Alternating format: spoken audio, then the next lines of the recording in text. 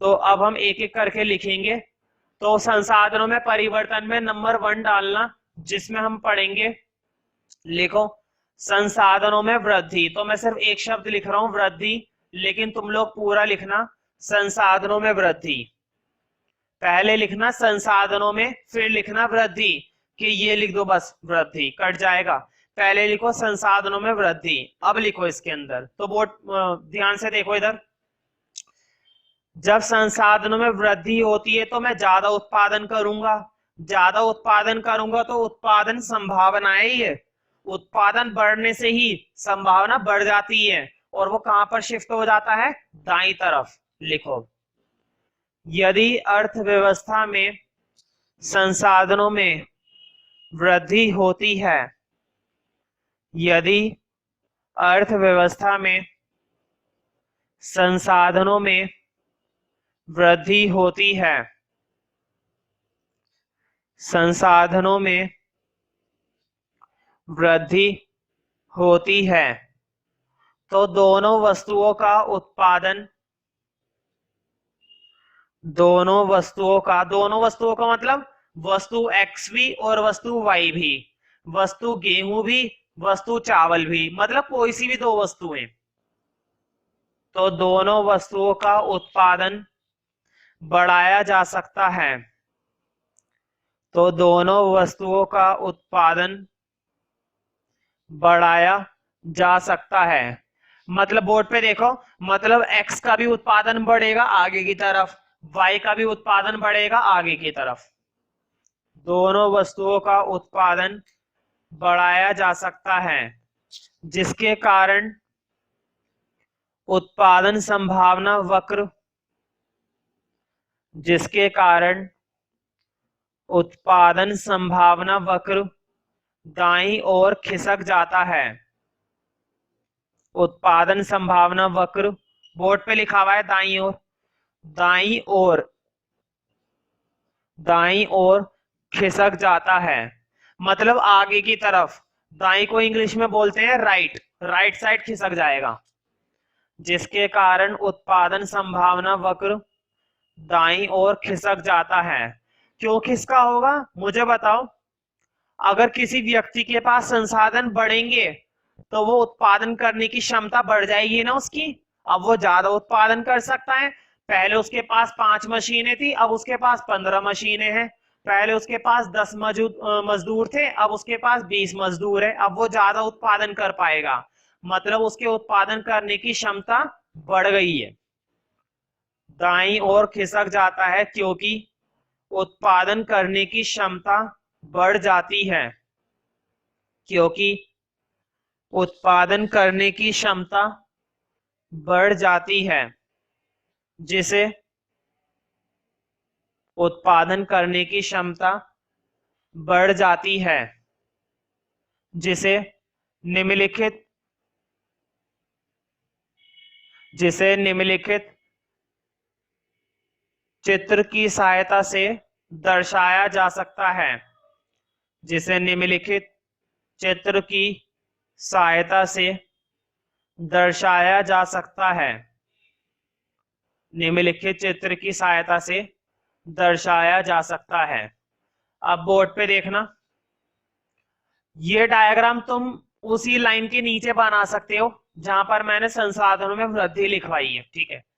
अब इतना मेजर करने की जरूरत नहीं है, अब तो हमें पता चल गया ये होता है उत्पादन संभावना वक्र, ठीक है। इसको कैपिटल नेम दे देना ए बी। मैंने इस संभावना को क्या नाम दे दी, इस उत्पादन संभावना वक्र को क्या नाम दिया है, ए बी, ठीक है।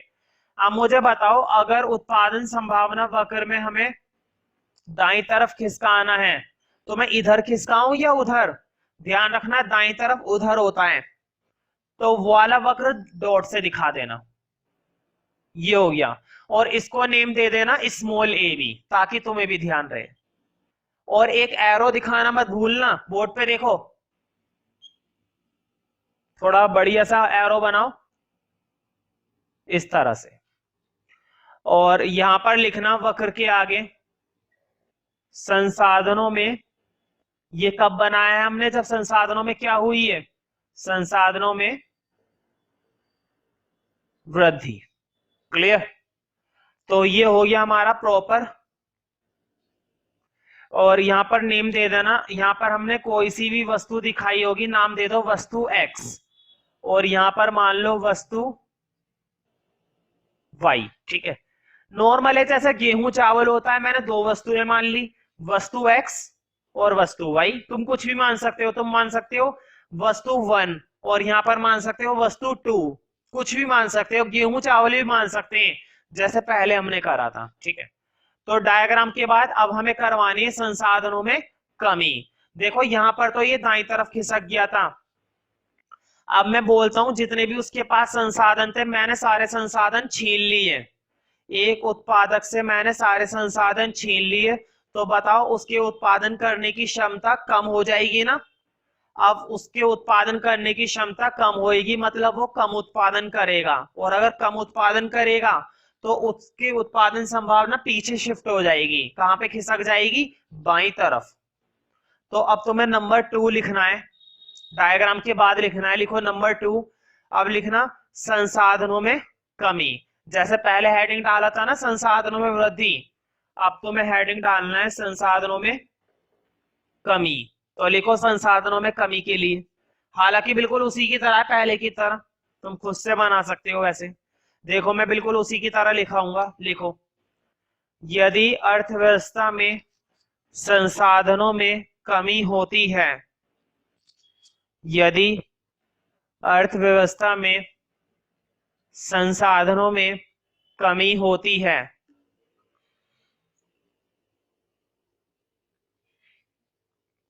संसाधनों में कमी होती है, तो दोनों वस्तुओं का उत्पादन, बताओ उत्पादन कम हो जाएगा या बढ़ जाएगा।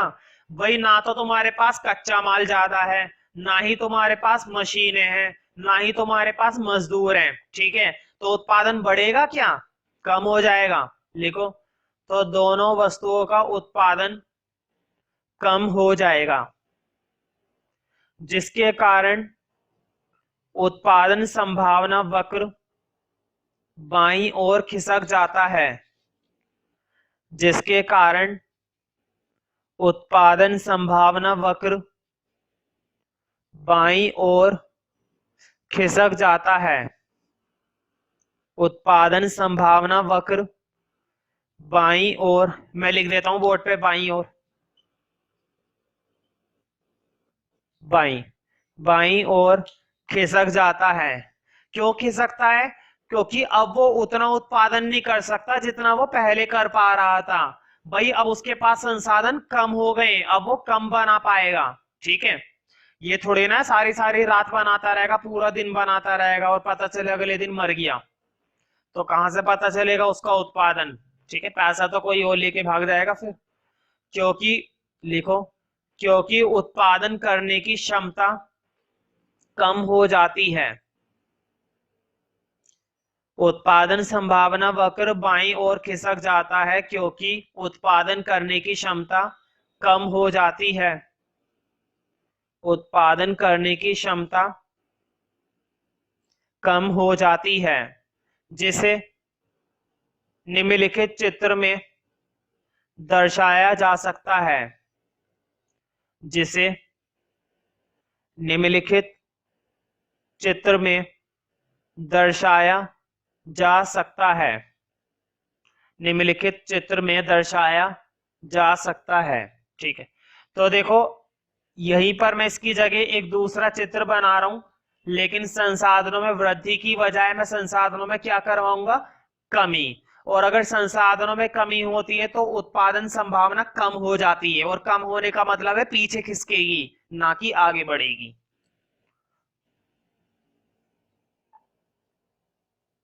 तो देखो पहला तो जैसे मर्जी बना दे करो, ये बन गया तुम्हारा कैपिटल ए बी। मैंने अपने पीपीसी को किससे दिखाया है, कैपिटल ए बी से। अब मैं दूसरा पीपीसी बनवाऊंगा, लेकिन वो मैं खिसकाऊंगा इधर।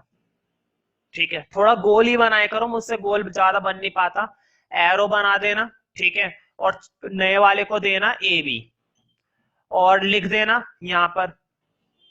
अब हमने क्या दिखाया है, संसाधनों में लिखना जरूर, संसाधनों में कमी। संसाधनों में कमी होने से उत्पादन की संभावना कम हो जाती है। यहां पर लिख देना वस्तु x पहले की तरह, और यहां पर लिख देना वस्तु y, ये भी तुम्हारा पहले की तरह, y axis 0, x axis. Clear? तो इतना हमें जरूर करना है, ठीक है। तो देखो, संसाधनों में वृद्धि होती है और संसाधनों में कमी होती है, लेकिन ध्यान रखो एक चीज और मैं बता रहा हूं, पहले इसको बना लो। देखो बोर्ड पे, अभी तो मैंने तुम्हें कैपिटल ए टॉपिक पढ़ाया है, संसाधनों में परिवर्तन, है ना। कैपिटल ए टॉपिक मैंने क्या पढ़ाया था? संसाधनों में परिवर्तन। परिवर्तन मतलब या तो होगी वृद्धि या फिर होगी कमी, दो ही बातें हो सकती है भाई। परिवर्तन में तो यही हो सकता है, या तो संसाधनों में वृद्धि या फिर संसाधनों में कमी, और दोनों ही बातें मैंने समझा दी है। लेकिन एक की वजह से और उत्पादन संभावना में फर्क आता है, वो है तुम्हारी तकनीक। क्या पता लेटेस्ट टेक्नोलॉजी आ जाए, है ना, एडवांस्ड टेक्नोलॉजी आ जाए, बहुत ही अच्छी किस्म की तकनीक आ जाए, ठीक है। तो ध्यान रखना, हमें तीन तरह से देखना है तकनीक के परिवर्तन को। लिखो पहले तो अगला हेडिंग है कैपिटल बी, डायग्राम के बाद लिखो अगला हेडिंग कैपिटल बी। जैसे तुमने पहले लिखा था संसाधनों में परिवर्तन, अब अगला हेडिंग डालना है कैपिटल बी, तकनीक में परिवर्तन। तकनीक में परिवर्तन।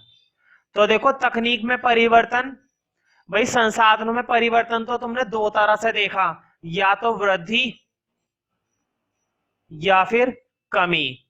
लेकिन तकनीक में परिवर्तन तुम्हें तीन तरह से देखना है। देखो, या तो कोई ऐसी तकनीक आई है, बिल्कुल नई तरह की तकनीक, जो सिर्फ किसका उत्पादन करने में सक्षम है? वस्तु एक्स का। ऐसी कोई तकनीक आई है जो किसका उत्पादन करने में सक्षम है? वस्तु वाई का, है ना। तुम सोच रहे होंगे ऐसा कैसे? भाई क्या पता ऐसी मशीन हो जिसकी अच्छी खासी एवरेज किस में आती हो? वस्तु एक्स में, वस्तु वाई में नहीं आती हो। और ऐसी तकनीक हो, क्या पता वस्तु वाई का उत्पादन ज्यादा अच्छे से कर पाती, एक्स का नहीं कर पाती। तो एक उत्पादक क्या करेगा? वस्तु एक्स का उत्पादन करेगा, वाई का नहीं। और अगर वाई का अच्छे से कर पा रही है तो वाई का ही करेगा, एक्स का नहीं करेगा। लेकिन ऐसा भी तो हो सकता है ऐसी कोई तकनीक हो जो एक्स और वाई दोनों का उत्पादन बहुत अच्छे से कर पाती है। तो तीन केस बन गए ना।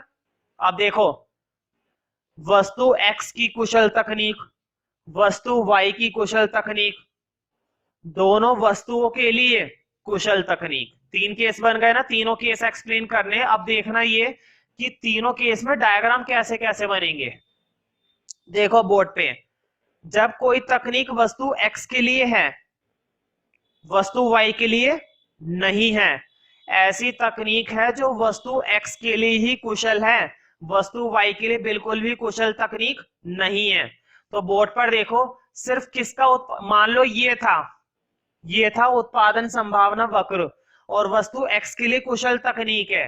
पहले तो एक्स की 10 इकाइयां बना पा रही थी वो मशीन, लेकिन अब वो वस्तु एक्स की कितनी इकाइयां बना पा रही है? 20। वस्तु एक्स का तो उत्पादन बढ़ गया, लेकिन वाई का बढ़ेगा?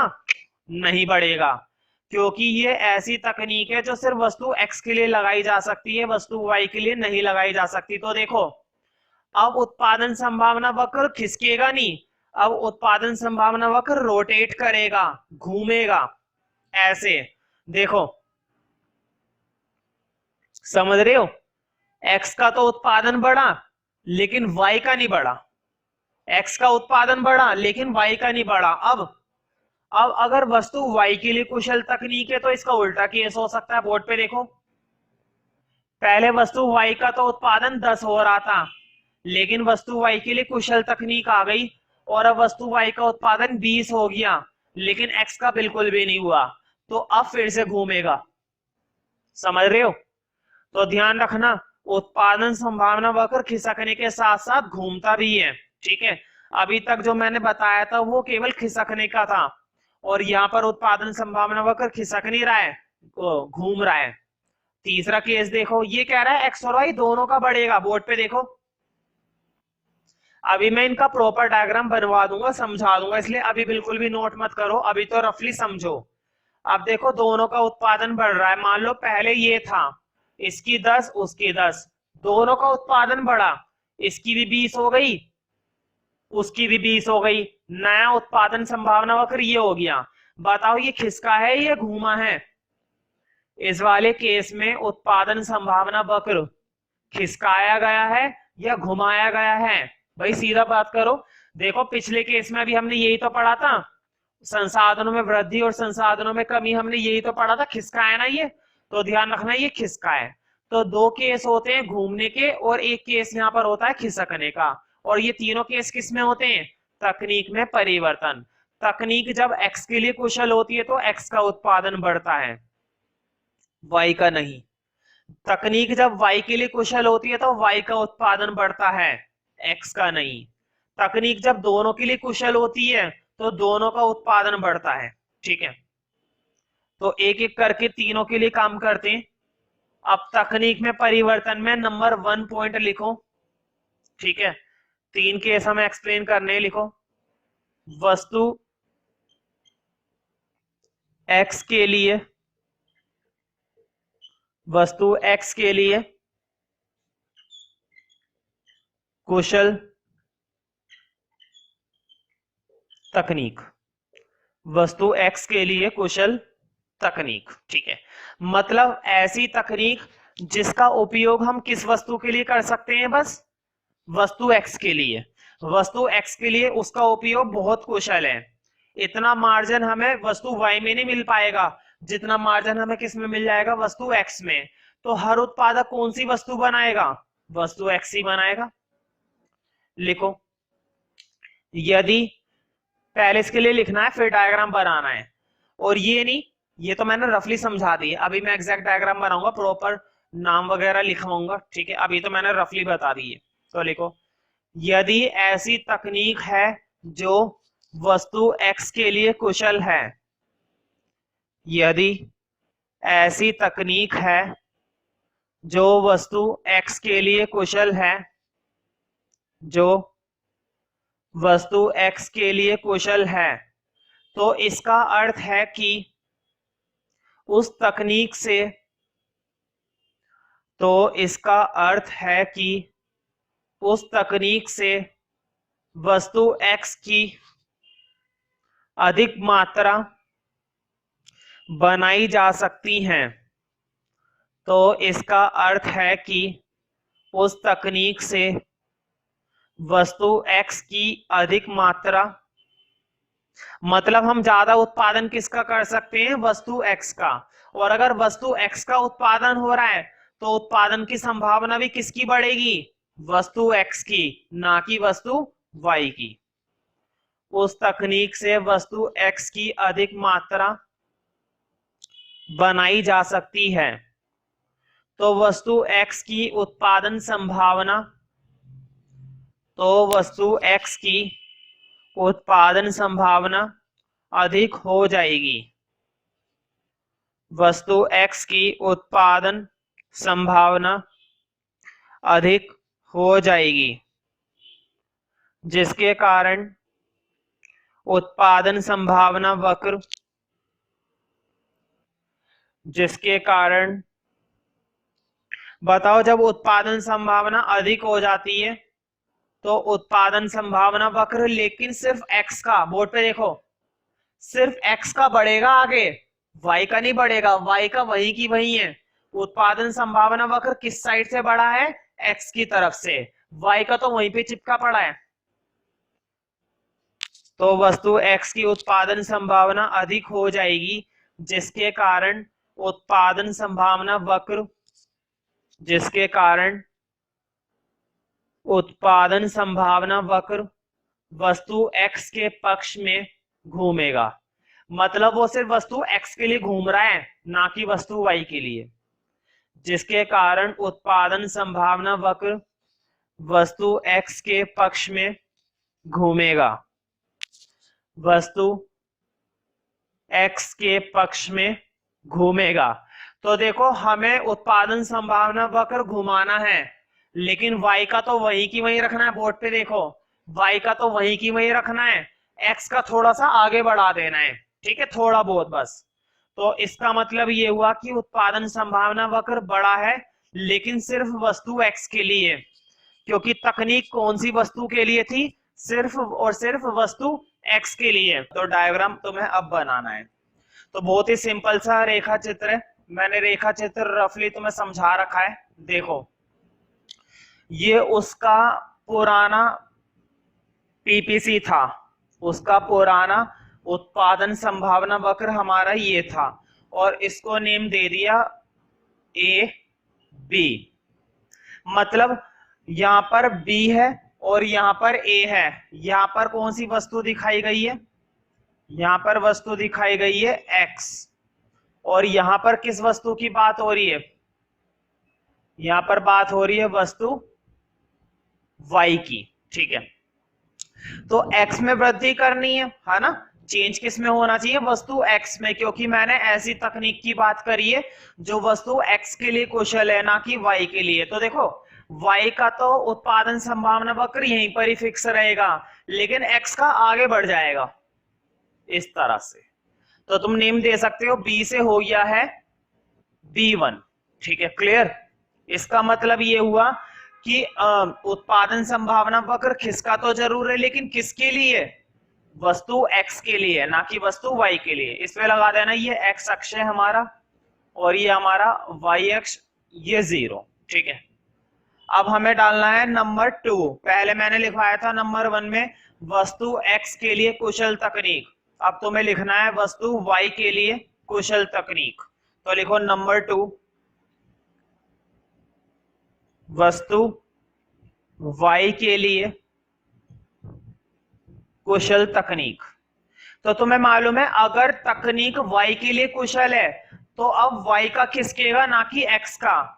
मतलब हम y की तरफ से खिसकाएंगे, x की तरफ से नहीं खिसकाएंगे। उत्पादन भी किसका बढ़ेगा, y का, ना कि x का। तो पहले लिखो बिल्कुल उसी तरह से जैसे कि हमने x के लिए लिखा था। लिखो यदि ऐसी तकनीक है जो वस्तु y के लिए कुशल है, यदि ऐसी तकनीक है जो वस्तु y के लिए कुशल है, तो इसका अर्थ है कि यदि ऐसी तकनीक है जो वस्तु y के लिए कुशल है, तो इसका अर्थ है कि उस तकनीक से, तो इसका अर्थ है कि उस तकनीक से वस्तु y की, उस तकनीक से वस्तु y की अधिक मात्रा उत्पादित की जा सकती है, वस्तु y की अधिक मात्रा उत्पादित, बोर्ड पे लिखा हुआ है उत्पादित, वस्तु y की अधिक मात्रा उत्पादित की जा सकती है। तो तुमने गौर करा होगा मैंने सिर्फ कौन सी वस्तु के लिए बोला है, वस्तु y के लिए। मतलब अगर मैं इस तकनीक से उत्पादन करता हूं तो किस में फर्क पड़ेगा, वस्तु y में, ना कि वस्तु x में। तो वस्तु y की अधिक मात्रा बनाई जा सकती है, ना कि वस्तु x की। तो उत्पादन की संभावना y की बढ़ रही है, x की नहीं। तो लिखो, तो वस्तु y इसी में चल रहा है, तो वस्तु y की उत्पादन संभावना, वस्तु y की उत्पादन संभावना अधिक हो जाएगी, वस्तु y की उत्पादन संभावना अधिक हो जाएगी, वस्तु y की, लेकिन ठीक है, अधिक हो जाएगी, जिसके कारण उत्पादन संभावना वक्र, जिसके कारण उत्पादन संभावना वक्र वस्तु y के पक्ष में, उत्पादन संभावना वक्र वस्तु y के पक्ष में घूमेगा। मतलब इस बार भी वो खिसकेगा, लेकिन सिर्फ किसके लिए, y के लिए उत्पादन संभावना वक्र वस्तु y के पक्ष में घूमेगा। तो मैं एक और डायग्राम बना रहा हूं, तुम उस जो अभी मैंने डेफिनेशन लिखाई है उसी के नीचे ये डायग्राम बनाओ।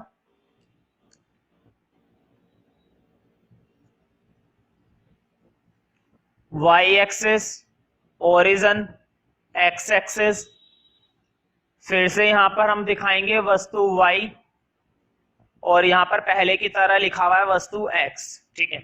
और उसका ये पहले वाला उत्पादन संभावना वर्ग फिर से मैंने नेम दे दिया ए बी, ठीक है। देखो इस बार उसने y का उत्पादन बढ़ाया है, a का नहीं। क्यों? क्योंकि तकनीकी किसके लिए थी? y के लिए कुशल थी, x के लिए कुशल नहीं थी। उसके पास ऐसी तकनीक थी जिससे y का उत्पादन बढ़ता था, x का नहीं बढ़ता था। तो देखो y का बढ़ रहा है ना, तो y में ऊपर जाएगा, x तो वहीं की वहीं चिपका रहा। ये चीज हो गई इस तरह से। तो वो a से आ गया है A1 पर, मतलब उसने वस्तु y के लिए उत्पादन बढ़ा दिया, ठीक है। लेकिन जब तकनीक x के लिए कुशल है, जब तकनीक y के लिए कुशल है, तो ऐसा भी तो हो सकता है, ऐसी अच्छी तकनीक आई है, ऐसी टेक्नोलॉजी आई है जो वस्तु x और वस्तु y दोनों के लिए कुशल है। ये तो और भी अच्छी बात है भाई। जब वस्तु x के लिए भी कुशल है और वस्तु y के लिए भी कुशल है, तो दोनों के लिए भी तो कुशल हो सकती है। तो देखो x का भी बढ़ेगा, y का भी बढ़ेगा, मतलब उस केस में उत्पादन संभावना वक्र पूरा ही खिसकेगा, x के तरफ से भी और y की तरफ से भी, क्योंकि दोनों का उत्पादन बढ़ सकता है। अगर ऐसी तकनीक है जो दोनों वस्तुओं के लिए कुशल है, तो दोनों का उत्पादन बढ़ेगा, ना कि सिर्फ एक का। तो लिखो तीसरा केस और लास्ट केस, वस्तु x और y दोनों के लिए कुशल तकनीक। हेडिंग डालना है, वस्तु x और y दोनों के लिए कुशल तकनीक। वस्तु x और y दोनों के लिए कुशल तकनीक। तो अब हम बात करेंगे ऐसी तकनीक की जो दोनों के लिए कुशल है, जिसकी कुशलता दोनों के लिए है, ठीक है। तो लिखो, यदि उत्पादन की तकनीक दोनों वस्तुओं के लिए कुशल है, यदि उत्पादन की तकनीक दोनों वस्तुओं के लिए कुशल है, यदि उत्पादन की तकनीक दोनों वस्तुओं के लिए कुशल है, तो इस तकनीक के द्वारा, तो बताओ वो दोनों वस्तुओं का उत्पादन बढ़ा सकता है ना, क्योंकि ये तकनीक दोनों में लगाई जा सकती है, तो दोनों का उत्पादन बढ़ेगा। तो इस तकनीक के द्वारा एक उत्पादक, इस तकनीक के द्वारा एक उत्पादक दोनों वस्तुओं के उत्पादन, दोनों वस्तुओं के उत्पादन को बढ़ा सकता है, दोनों वस्तुओं के उत्पादन को बढ़ा सकता है। इस स्थिति में तो बताओ अब क्या होगा, बोर्ड पे देखो, अगर वो दोनों का ही उत्पादन बढ़ा सकता है, मतलब वस्तु x का भी और वस्तु y का भी, तो अब तो ये संभावना वक्र पूरा ही खिसक जाएगा, है ना। और कहां पर खिसकेगा? संभावना बढ़ रही है ना, उत्पादन करने की क्षमता बढ़ रही है, तो आगे की तरफ खिसकेगा। तो इस बार खिसक के ऐसा हो जाएगा, अभी मत बनाना, पहले लिखो, इस स्थिति में पूरा संभावना वक्र, इस स्थिति में पूरा संभावना वक्र दाईं ओर खिसक जाएगा। दाईं ओर मतलब राइटवर्ड, आगे की तरफ। इस स्थिति में पूरा संभावना वक्र दाईं ओर खिसक जाएगा, दाईं ओर खिसक जाएगा, क्योंकि इस तकनीक से, क्योंकि इस तकनीक से दोनों ही वस्तुओं की, इस तकनीक से दोनों ही वस्तुओं की उत्पादन संभावना बढ़ जाएगी। दोनों ही वस्तुओं की उत्पादन संभावना बढ़ जाएगी। मैं एक एग्जांपल देता हूं। मान लो वो पहले बना रहा था x की 10 और y की बना रहा था 15। अब दोनों की बढ़ेगी। मान लो x की हो गई 20, ठीक है, और y की हो गई 25। ऐसा हो सकता है ना? दोनों की 10-10 इकाइयां बढ़ गई, और अगर बढ़ गई तो आगे की तरफ शिफ्ट हो गया। हालांकि तुम्हें नंबर नहीं लिखना है, तुम्हें तो वही लिखना है, पहले B था अब हो गया B1, पहले A था अब उत्पादन हो गया A1, ठीक है। नंबर नहीं लिखना था, नंबर तो बस समझाने के लिए था, ठीक है। क्योंकि इस तकनीक से दोनों ही वस्तुओं की उत्पादन संभावना बढ़ जाएगी। दोनों के उत्पादन की संभावना बढ़ जाती है क्योंकि तकनीक ज्यादा है, वो हमारे पास अच्छी तकनीक है, ठीक है। अब इस डायग्राम को बना लो इस डेफिनेशन के नीचे, मैंने बना दिया है पहले ही, ठीक है। तो इस डायग्राम को प्रॉपर बना लेना। अब इस चैप्टर का नेक्स्ट हेडिंग देखते हैं।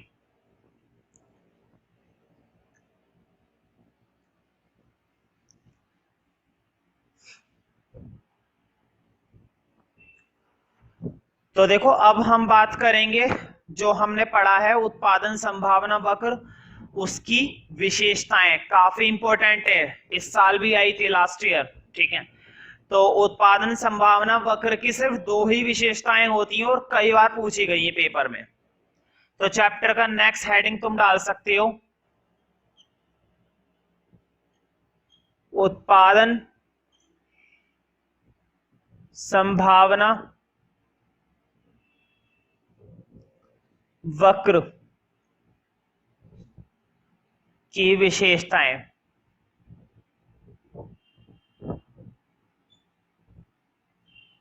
उत्पादन संभावना वक्र की विशेषताएं तो गिनी चुनी ले देखे सिर्फ दो ही होती हैं, और दोनों ही बहुत ही ज्यादा आसान है, बहुत ही इंपॉर्टेंट है। ध्यान से समझोगे तो अच्छा लगेगा और समझ में भी आएंगी, तो ध्यान से करनी है तुम्हें अभी। तो स्टार्ट करते हैं। दो विशेषताएं इसकी उत्पादन संभावना वक्र की, सिर्फ और सिर्फ कितनी विशेषताएं? दो। तो देखते हैं। मुझे बताओ जो उत्पादन संभावना वक्र मैंने बताया है, ठीक है, उसका ढलान ऊपर की तरफ होता है या नीचे की तरफ? देखो बोर्ड पे, अभी तुम्हें मालूम नहीं है ढलान होता क्या है, मैं ढलान बता दूंगा क्या होता है। ढलान का मतलब होता है एक दिशा में जाना, ठीक है। तो देखो इसका जो ढलान होता है क्या इस तरह से होता है? ऐसा नहीं, ऐसा तो नहीं होता, बट उल्टा जरूर होता है, नीचे की तरफ। इसका ढलान कैसा होता है? नीचे की तरफ होता है। और क्यों होता है वो भी मैं बताऊंगा, ठीक है। तो पहली विशेषता तो यही है। देखो ढलान को इंग्लिश में बोलते हैं स्लोप, मतलब इसका जो स्लोप होता है ना वो डाउनवर्ड होता है। डाउनवर्ड मतलब नीचे की तरफ, ना कि ऊपर की तरफ। जैसा इसका ढलान है वैसे ही मांग वक्र का भी होता है, वो मैं तुम्हें चैप्टर 4 में बताऊंगा। मांग वक्र, मांग वक्र का ढलान भी नीचे की तरफ ही होता है। उत्पादन संभावना वक्र का ढलान भी नीचे की तरफ होता है, ठीक है। अनादिमान वक्र का ढलान भी नीचे की तरफ होता है, लेकिन पूर्ति वक्र का ढलान ऊपर की तरफ होता है। खैर इतनी सारी बातें अभी करने का फायदा नहीं है, अभी हम फोकस करेंगे केवल संभावना वक्र पर। तो सबसे पहली और इंपॉर्टेंट विशेषता लिखो, लिखो नीचे की ओर ढलान। इसका जो ढलान होता है वो नीचे की तरफ होता है, मतलब नीचे की तरफ गिरता हुआ होता है। अब ऐसा हो क्यों रहा है वो देखते हैं। हमेशा ध्यान रखना ढलान नीचे की तरफ तभी होता है जब ऋणात्मक संबंध होता है। ध्यान से सुनो मेरी बात को, अभी समझ में आएगा 2 मिनट में। जब भी दो चीजों के बीच में कैसा संबंध होगा? ऋणात्मक, नकारात्मक, नेगेटिव, तो हमेशा ढलान कैसा होगा? नीचे की तरफ। और जब भी दो चीजों में धनात्मक संबंध होएगा, पॉजिटिव संबंध होगा, सकारात्मक संबंध होगा, तो ढलान होगा ऊपर की तरफ। फिलहाल हम नेगेटिव की बात कर रहे हैं। देखो मुझे बताओ, तुमने पीपीसी पढ़ा है वस्तु एक्स और वस्तु वाई के लिए। देखो अगर तुम एक्स का उत्पादन बढ़ाना चाहते हो, तुम्हें लगा कि मार्केट के अंदर वस्तु एक्स ज्यादा बिकती है और वस्तु वाई कम बिकती है, तुम क्या करोगे? वस्तु एक्स का उत्पादन बढ़ाना चाहते हो। बताओ, वस्तु एक्स का उत्पादन तभी बढ़ा पाओगे ना जब तुम्हें वस्तु वाई का क्या करना पड़ेगा? कम। ये बात मैंने तुम्हें पहले ही बताई थी जब मैंने पीपीसी पढ़ाया था। ऐसा क्यों हो रहा है? तुमने क्या करा, वस्तु एक्स यूं ही बढ़ जाएगी? नहीं, सोचने से नहीं बढ़ती। अगर तुम वस्तु एक्स का उत्पादन बढ़ाना चाहते हो तो सोचने से नहीं बढ़ने वाला, तुम्हें बढ़ाना पड़ेगा। और कैसे बढ़ाना पड़ेगा? तुम क्या करोगे, यहां से संसाधन हटाकर यहां पर लगाओगे, है ना। वस्तु वाई जब बिकी नहीं रही है तो तुम यहां से संसाधन हटाओगे और यहां से हटाने पर यहां पर लगाओगे, और यहां से संसाधन हटाए तो यहाँ का उत्पादन कैसा हो जाएगा? कम। मतलब ये हुआ, एक का बढ़ाने के लिए तुम्हें दूसरे का तो कम करना ही पड़ेगा। अब नॉर्मली सोचो, मान लो एक किसान है, बोर्ड पे देखो अभी क्लियर होता है। मान लो एक किसान है, ठीक है, और वो इस जमीन के पीस पर, उसके पास इतनी भूमि का हिस्सा था, इस पर वो दो तरह की फसल बनाता था, वस्तु एक्स और वस्तु वाई, बराबर बराबर। वस्तु एक्स भी इतनी बनाता था जितनी वो क्या बनाता था, वस्तु वाई। लेकिन उसने देखा कि मार्केट के अंदर वस्तु एक्स ज्यादा बिकती है। वो क्या करेगा, वो ज्यादा से ज्यादा जमीन पर किस चीज की खेती करेगा? एक्स की। तो देखो, एक्स की खेती तो तभी कर सकता है ना जब वो वस्तु वाई की खेती को कम करे। देखो, अब वाई की उसने सिर्फ इतनी करी है, सिर्फ इतने हिस्से में वाई की खेती करी है और इतने हिस्से में एक्स की खेती करी है। इसका मतलब ये हुआ कि एक्स का उत्पादन बढ़ाने के लिए उसे वाई का उत्पादन क्या करना पड़ गया? कम। कैसा संबंध हुआ? नेगेटिव।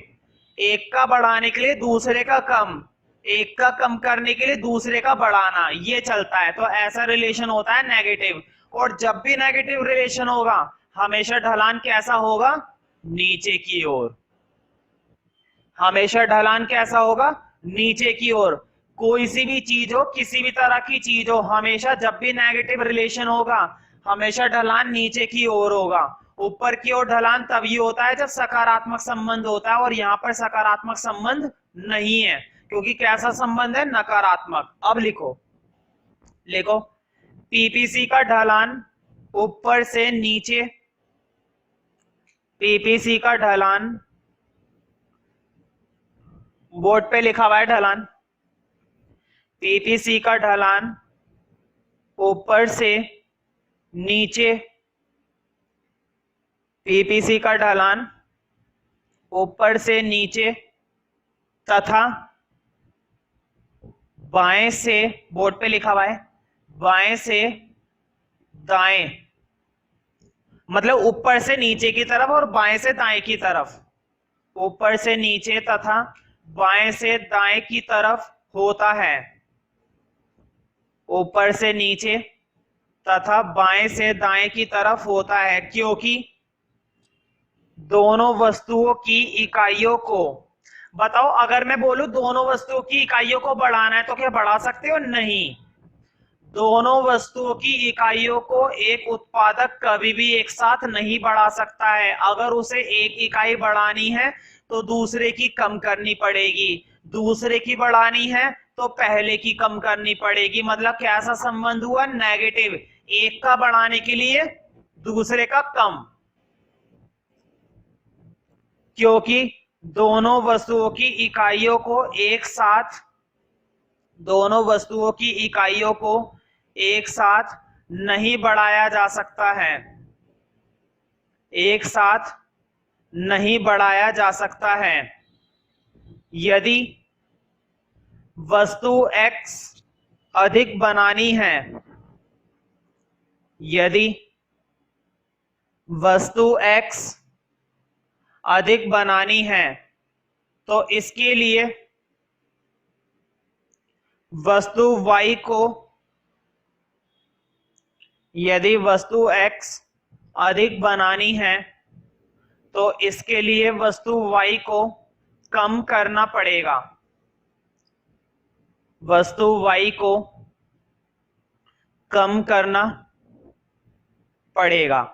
ठीक है, देखो वैसे तो ढलान तुम्हें विशेषता में भी इस्तेमाल करना है, लेकिन ढलान का भी टॉपिक भी आएगा आगे, तब मैं ढलान और अच्छे से समझाऊंगा।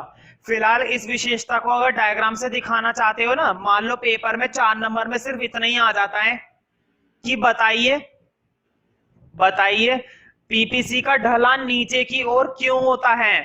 तो पहले तो डेफिनेशन लिख दी, बढ़िया रहेगा एक छोटा सा डायग्राम भी बना दो, 4 नंबर पक्के। लेकिन अगर सिर्फ विशेषता आती है 2 नंबर में या 1 नंबर में, तो डेफिनेशन लिख दी बस बहुत है, डायग्राम वगैरह की जरूरत नहीं। डायग्राम बस इसलिए बनवा रहा हूं अगर तुम्हारा ये क्वेश्चन बड़े में आ जाता 3 नंबर में या 4 में।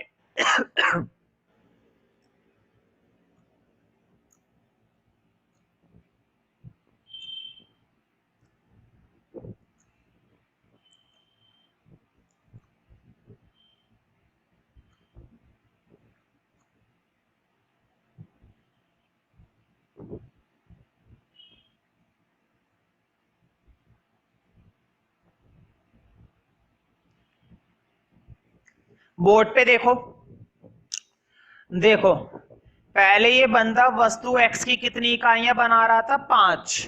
क्लियर, वस्तु x की कितनी इकाइयां बनाई थी, 5। और वस्तु x की बढ़ाई बढ़ाने पर कितनी कर दी, 10। क्लियर, देखो पहले वस्तु x की 5 फिर 10। अब इधर देखते हैं, मान लो पहले वस्तु y की वो बना रहा था 4, कुछ भी हो सकता है, जरूरी थोड़ी ना है वस्तु x की 5 बनाई है तो वस्तु y की भी 5 ही बने, नहीं ऐसा कुछ नहीं है। 5 हो भी सकती है और नहीं भी हो सकती, कम भी हो सकती है, ज्यादा भी हो सकती है, कुछ भी हो सकती है, ठीक है। और अब वस्तु y की तुम्हारी ये लगा लो 10 हो गई, सपोज 10 हो गई मान लो, ठीक है। अब बोर्ड पे देखो 2 मिनट के लिए, तुम्हें ढलान अब समझ में आएगा। देखो मैंने इन दो संयोगों को नेम दे दिया a और b। अब जरा बोर्ड पे देखो, देखो पहले वो x की कितनी बना रहा था, 5, और y की कितनी बना रहा था, 5 पर। बताओ a कॉम्बिनेशन क्या है, a पर x की वैल्यू कितनी है, 5 है ना। देखो a पर x की वैल्यू कितनी है, 5, और a पर 10 y की वैल्यू है। और b कॉम्बिनेशन पर देखो, b पर x की कितनी है, 10, और y की कितनी है, 4। अब जरा यहां पर देखो, और यहां पर देखने से पहले इधर देखो, देखो पहले x की कितनी थी, 5, अब उसने x की कितनी कर दी, 10। इसका मतलब उसने x की इकाइयां बढ़ा दी और कितनी बढ़ा दी, 5 बढ़ा दी, है ना। देखो 5 से 10 कर दी, लेकिन 5 से 10 तभी करी है, देखो पहले y की कितनी थी, 10, लेकिन 10 से उसने अब कितनी कर दी, 4। इसका मतलब y की कितनी कम कर दी, 6।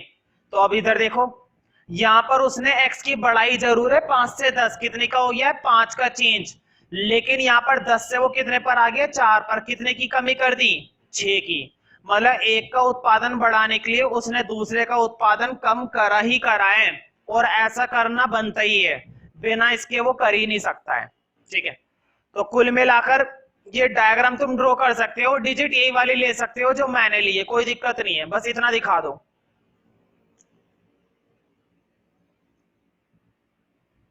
ठीक है। तो वस्तु x में उसने 5 में बढ़ाया है, लेकिन 5 बढ़ाने के लिए उसे वस्तु y का कितना कम करना पड़ गया, 6। यहां पे लिख लेना, इधर हमारी वस्तु y है, यहां पर वस्तु x है, ठीक है। यहां पर ढलान समझ में आता है तो अच्छी बात है, नहीं तो जब बाद में नेक्स्ट हेडिंग आएगा ढलान का, तब मैं इसको दोबारा से समझाऊंगा इसी डायग्राम को, ठीक है। और प्रॉपरली समझाया जाएगा, वहां पे ढलान का फॉर्मूला भी बताऊंगा कि ढलान का फॉर्मूला होता क्या है, ठीक है।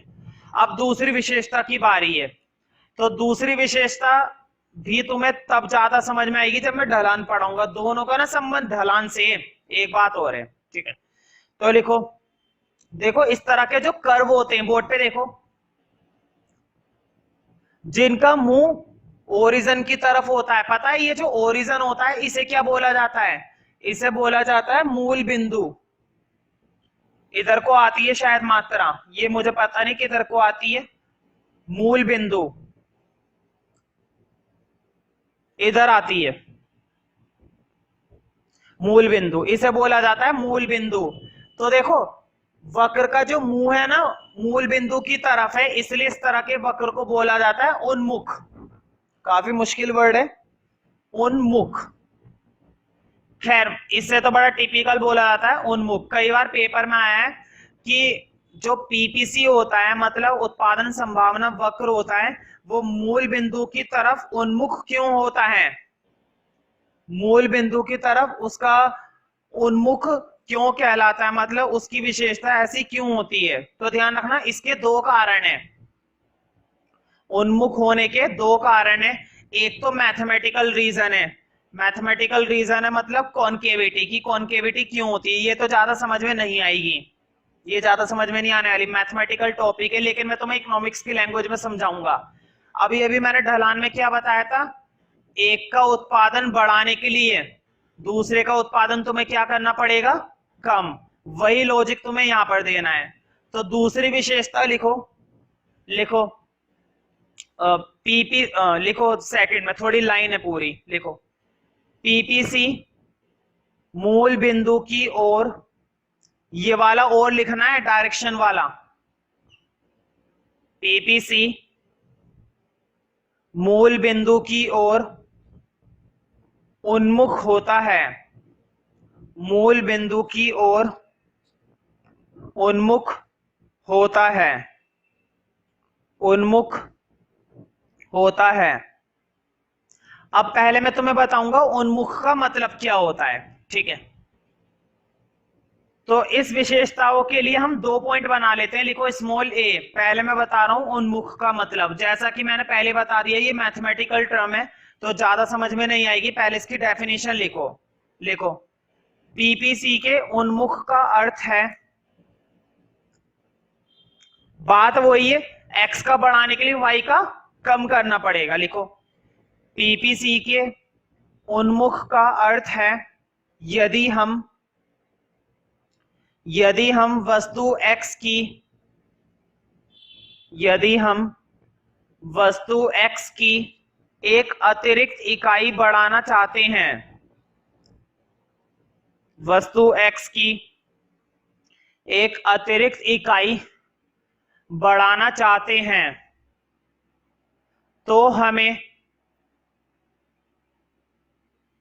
वस्तु x की एक अतिरिक्त इकाई बढ़ाना चाहते हैं तो हमें उसके बदले, बताओ वस्तु y की कुछ इकाइयों का त्याग करना पड़ेगा ना, वस्तु y की कुछ इकाइयां छोड़नी पड़ेंगी अगर तुम वस्तु x को बढ़ाना चाहते हो, इसे कहते हैं उन्मुख होना, और ये वही है ढलान वाली बात।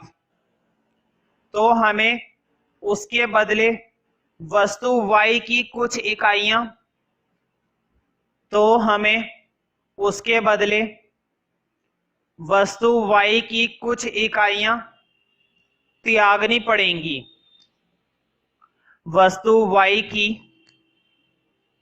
कुछ इकाइयां त्यागनी पड़ेंगी, वस्तु y की कुछ इकाइयां त्यागनी पड़ेंगी। अब बी पॉइंट में मैं तुम्हें एक नया नाम लिखाऊंगा, अफसर लागत, ये तो बिल्कुल अभी समझ में नहीं आएगा, जब ढलान वाला टॉपिक कराऊंगा अफसर लागत का एक नया हेडिंग है वो अभी एक्सप्लेन करेंगे तब आ जाएगा, ठीक है, फिलहाल उसको लिख लो बस, है ना, जब प्रॉपर तरीके से आ जाएगा जब मैं बताऊंगा कोई दिक्कत नहीं है, अभी तो बस अफसर लागत का मतलब लिख लो, लिखो बी पॉइंट के अंदर, मतलब उन्मुख होने के दो कारण होते हैं, एक तो उन्मुख की डेफिनेशन लिख देनी है और एक बी पॉइंट में ये लिखना है, लिखो पीपीसी पर बढ़ती हुई, पीपीसी पर बढ़ती हुई अफसर लागत, बोर्ड पे लिखा हुआ है अफसर लागत, अपॉर्चुनिटी कॉस्ट, पीपीसी पर बढ़ती हुई अफसर लागत के कारण, पीपीसी पर बढ़ती हुई अफसर लागत के कारण, अफसर लागत की खासियत होती है कि ये लगातार बढ़ती रहती है, कभी भी कम नहीं होती, बढ़ती रहती है। अभी जब मैं न्यूमेरिकल कराऊंगा ना अफसर लागत के हेडिंग में तब तुम्हें दिखाई देगा कि ये किस तरह से बढ़ती है, ठीक है, अभी मैं नहीं बता सकता इसके बारे में। बढ़ती हुई अफसर लागत के कारण पीपीसी उन्मुख होता है, अफसर लागत के कारण पीपीसी उन्मुख, पीपीसी उन्मुख होता है।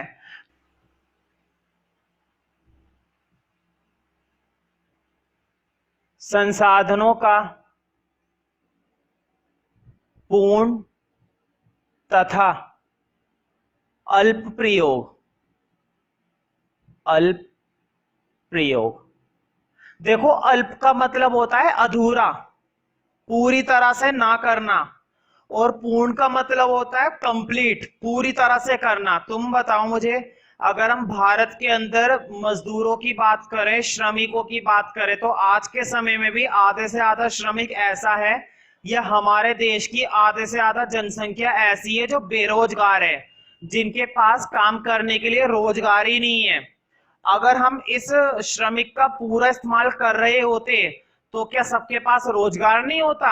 रोजगार होता, लेकिन आज भी हमें रोजगार नहीं मिलता, और बहुत सारे लोगों को में क्या देखने को मिलती है? बेरोजगारी। इसका मतलब ये हुआ कि हम अपने संसाधनों का कैसा प्रयोग कर रहे हैं?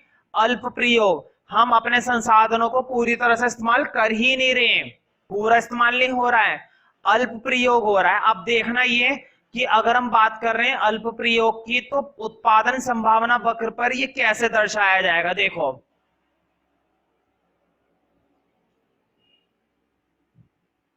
मान लो मैंने एक रफ उत्पादन संभावना वक्र बना दिया, पीपीसी, ठीक है, दो चीजों के लिए। यहां पर हमारे चावल है, यहां पर गेहूं है,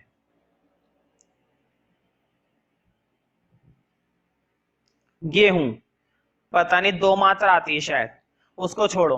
तो देखो यहां पर मुझे बताओ, उत्पादक ने सारे संसाधन लगा दिए, और सारे संसाधन लगाने के बाद उसकी मैक्सिमम कैपेसिटी ये थी, उसने अपने सारे पैसे, सारे मजदूर, सारी मशीनें, सारा कच्चा माल जो भी उसके पास था सब लगा दिया, और सब लगाने के बाद मैक्सिमम कैपेसिटी उसकी ये है, ठीक है।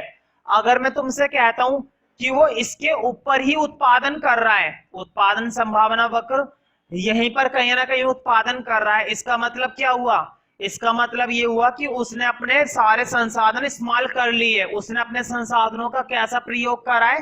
पूर्ण प्रयोग। इसका मतलब ये हुआ कि अगर कोई बिंदु संभावना वक्र के ऊपर है, तो संभावना वक्र के ऊपर कोई बिंदु स्थित है, तो उसको हम कहते हैं पूर्ण प्रयोग। ऐसी संभावना जो संभावना वक्र के ऊपर स्थित है उसे हम कहते हैं पूर्ण प्रयोग। लेकिन जरूरी थोड़ी ना है वो उत्पादन संभावना वक्र के ऊपर ही प्रयोग करे, यहां पर भी तो उत्पादन कर सकता है। दो बिंदु और ले लो, ए बी और सी, क्या पता वो यहां पर उत्पादन कर रहा हो। अगर वो यहां पर उत्पादन कर रहा है तो यहां पर उत्पादन करने का मतलब है, देखो यहां पर उत्पादन करने का मतलब है कि वो संसाधनों का अल्प प्रयोग कर रहा है, क्योंकि देखो ये उसकी मैक्सिमम थी कैपेसिटी। अगर वो यहां पर उत्पादन नहीं कर रहा और यहां पर कर रहा है, तो इसका मतलब वो उत्पादन संभावना से पीछे है, उसने अपने पूरे संसाधनों का उपयोग नहीं करा है। तो अगर कोई बिंदु अंदर स्थित होता है तो उसे हम कहते हैं अल्प प्रयोग। पहले एक हेडिंग आया था प्राप्य और अप्राप्य, तो ध्यान रखना प्राप्य और अप्राप्य अलग चीज है, पूर्ण और अल्प प्रयोग अलग चीज है। और अभी जो आएगा वास्तविक, ठीक है, वास्तविक और संभावना वो अलग चीज है। तीन टॉपिक है, मिलते जुलते लगेंगे, तुम ऐसा लगेगा कि मैं 3 बार करा दिया, नहीं, तीनों में डिफरेंस है, और वो क्या डिफरेंस होता है वो तुम मुझसे पूछ सकते हो, कोई दिक्कत नहीं है, लेकिन तीनों में डिफरेंस है। देखो पूर्ण प्रयोग में सिर्फ किन बिंदुओं को रखा जाता है? जो इसके ऊपर होते हैं, ये वाले बिंदु। अल्प प्रयोग में किन बिंदुओं को रखा जाता है? जो इसके अंदर होते हैं। प्राप्य में कौन से होते हैं? तुमने देखा होगा प्राप्य में उन सभी को रखा जाता है जिन्हें उत्पादित किया जा सकता है। तो बताओ, इन्हें भी तो उत्पादित किया जा सकता है, प्राप्य में तो ये भी आएंगे। इन्हें भी तो उत्पादित किया जा सकता है, प्राप्य में ये भी आएंगे। लेकिन जो बाहर हैं ये अप्राप्य, मतलब वो इन्हें उत्पादित नहीं कर सकता है, क्योंकि ये उसके उत्पादन संभावना से बाहर है, ठीक है। तो अप्राप्य की हम बात नहीं कर रहे हैं, हम सिर्फ प्राप्य की बात कर रहे हैं। प्राप्य में भी दो हो गए, एक तो हो गया पूर्ण प्रयोग और एक हो गया अल्प प्रयोग। तो उत्पादन अगर संभावना वक्र के अंदर हो रहा है तो अल्प प्रयोग है। उत्पादन अगर संभावना वक्र के ऊपर हो रहा है, ऊपर का मतलब यहां पर नहीं, ऊपर का मतलब है ये वाले बिंदु, इनके ऊपर हो रहा है, तो हमारा पूर्ण प्रयोग है, ठीक है। तो तुम लिखना चाहो तो लिख सकते हो, लिखना चाहो तो क्या लिखना ही है, पेपर में भी लिखो पूर्ण प्रयोग एरो लगा के, और यहां पर 2 बिंदुओं पे लगा के लिखो अल्प प्रयोग। ठीक है, तो अब लिखो कुछ बातें, पहले तो डायग्राम बना लो, इसी तरह से वीडियो पोस्ट कर सकते हो तुम बनाने के लिए। अब लिखो फर्स्ट पॉइंट,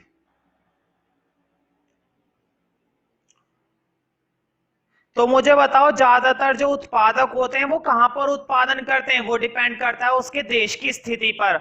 हमारी अर्थव्यवस्था कैसी है, हम ऐसी अर्थव्यवस्था है जो अल्प विकसित हैं, हम अपने संसाधनों का पूरा इस्तेमाल नहीं कर पा रहे हैं। भाई मजदूरों का कैसे इस्तेमाल करें, इतनी मशीनें ही नहीं है।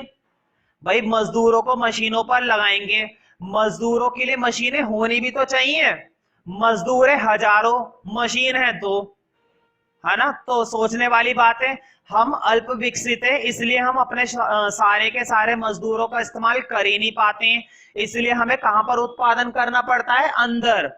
भारत की अर्थव्यवस्था में हमेशा संसाधनों का कैसा प्रयोग होता है, अल्प प्रयोग। क्यों, क्योंकि हम कैसी अर्थव्यवस्था है, अल्प विकसित। अगर हम बात करते हैं चाइना की, रशिया की, अमेरिका की, तो ये अर्थव्यवस्थाएं हैं विकसित, ये अपने संसाधनों का पूर्ण इस्तेमाल करती हैं, और ये कहां पर उत्पादन करती हैं, उत्पादन संभावना वक्र के ऊपर। लेकिन ज्यादातर अर्थव्यवस्थाएं जैसे कि भारत की, वो कहां पर उत्पादन करती है, अंदर, मतलब अल्प प्रयोग। ठीक है, तो लिखो फर्स्ट पॉइंट के अंदर तो मैं लिखना है, उत्पादक ज्यादातर पीपीसी के अंदर उत्पादन करते हैं। अंदर का मतलब यहां पर, उत्पादक ज्यादातर पीपीसी के अंदर उत्पादन करते हैं, पीपीसी के ऊपर नहीं। उत्पादक ज्यादातर पीपीसी के अंदर उत्पादन करते हैं, पीपीसी के अंदर उत्पादन करते हैं, पीपीसी के ऊपर नहीं।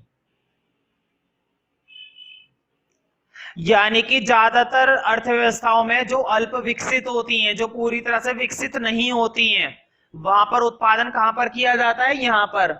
मतलब हम अपने संसाधनों का कैसा प्रयोग करते हैं, अल्प प्रयोग। ठीक है, पेपर में आता है यदि कोई बिंदु पीपीसी के अंदर स्थित है, यदि, ध्यान से सुनना, यदि कोई बिंदु पीपीसी के अंदर स्थित है तो वो अल्प प्रयोग को दर्शा रहा है या पूर्ण प्रयोग को दर्शा रहा है, तो तुम्हारा आंसर होगा अल्प प्रयोग को। तो सेकंड पॉइंट लिखो, संसाधनों का अल्प प्रयोग करना, संसाधनों का अल्प प्रयोग करना भारत जैसे देश की, संसाधनों का अल्प प्रयोग करना भारत जैसे देश की एक गंभीर समस्या है, भारत जैसे देश की एक गंभीर समस्या है। क्योंकि इसको कैसे दूर करें, हम तो दूर तभी कर सकते हैं जब हमारा देश कैसा हो पाएगा, विकसित। जब हमारा देश कैसा हो पाएगा, नई तकनीक, आधुनिक बिल्कुल, लेकिन वो होने में पता नहीं कितना समय लग जाएगा। संसाधनों का अल्प प्रयोग करना भारत जैसे देश की एक गंभीर समस्या है, इससे पिछड़ेपन को, बोर्ड पे लिखा हुआ है पिछड़ेपन, इससे पिछड़ेपन को बढ़ावा मिलता है। मतलब हम कैसा महसूस करते हैं कि आज भी हम पुरानी सोच वाले, पुरानी तकनीक वाले लोग हैं, इससे पिछड़ेपन को बढ़ावा मिलता हो। वैसे भी दुख की बात है भाई, हमारे संसाधन है, हमारे संसाधन है, हम अपने ही संसाधनों का पूरा प्रयोग नहीं कर पा रहे हैं। कैसा प्रयोग कर रहे हैं, अल्प। मजदूर हैं लेकिन मजदूरों के लिए मशीनें नहीं है, मशीनें हैं लेकिन मशीनों पर काम करने के लिए शिक्षित कर्मचारी नहीं है। ध्यान रखना, मशीनों पर काम करवाने के लिए बंदा भी कैसा होना चाहिए, स्किल्ड होना चाहिए, कुशल होना चाहिए। मान लो तुमने किसी मूर्ख को बिठा दिया है और अगले दिन ही मशीन में कुछ ना कुछ गड़बड़ कर दी या माल बर्बाद कर दिया या अपना ही नुकसान कर लिया और गड़बड़ हो जाएगी। ठीक है, तो मशीनों पर काम करने के लिए बंदा भी एजुकेटेड होना चाहिए, कम से कम उतना कि उसे मशीन की नॉलेज हो। तो वो चीज नहीं है हमारे पास, तो अपने ही संसाधन हम पूरा इस्तेमाल नहीं कर पा रहे, तो पिछड़े तो हुए हम हैं ही, इससे पिछड़ेपन को बढ़ावा मिलता है। तो ये तो हुई अल्प प्रयोग की बातें। अब लिखो तीसरा पॉइंट, नंबर 2 के बाद लिखो थर्ड पॉइंट। लिखो पीपीसी पर कोई सा भी बिंदु, पीपीसी पर मतलब पीपीसी के ऊपर, इस तरह से ये वाले बिंदु, पीपीसी पर मतलब पीपीसी के ऊपर, पीपीसी पर कोई सा भी बिंदु संसाधनों का पूर्ण प्रयोग दर्शाता है। पीपीसी के ऊपर कोई सा भी बिंदु संसाधनों का पूर्ण प्रयोग दर्शाता है, दर्शाता है या दिखाता है।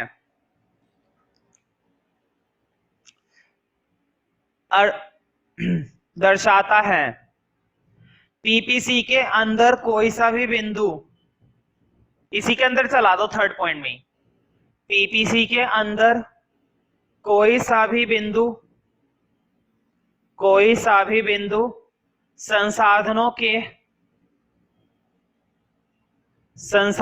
के अल्प प्रयोग को दर्शाता है, अल्प प्रयोग को दर्शाता है। मतलब हम संसाधनों का कैसे प्रयोग कर रहे हैं, अल्प प्रयोग, पूरा इस्तेमाल नहीं कर रहे। जैसे कि हमारे देश के मजदूर, श्रमिक, कितने श्रमिक ऐसे हैं जिनके पास काम करने के लिए रोजगार नहीं है। इसका मतलब ये हुआ कि श्रमिकों का हम पूरा इस्तेमाल कर ही नहीं पा रहे हैं, और इसी वजह से हमारे देश के नौजवान या हमारे शहर के नौजवान दूसरे शहर में या दूसरे देशों में जाकर काम करना पसंद करते हैं। अल्प प्रयोग को दर्शाता है, लिख लो जैसे श्रमिक, जैसे श्रमिक।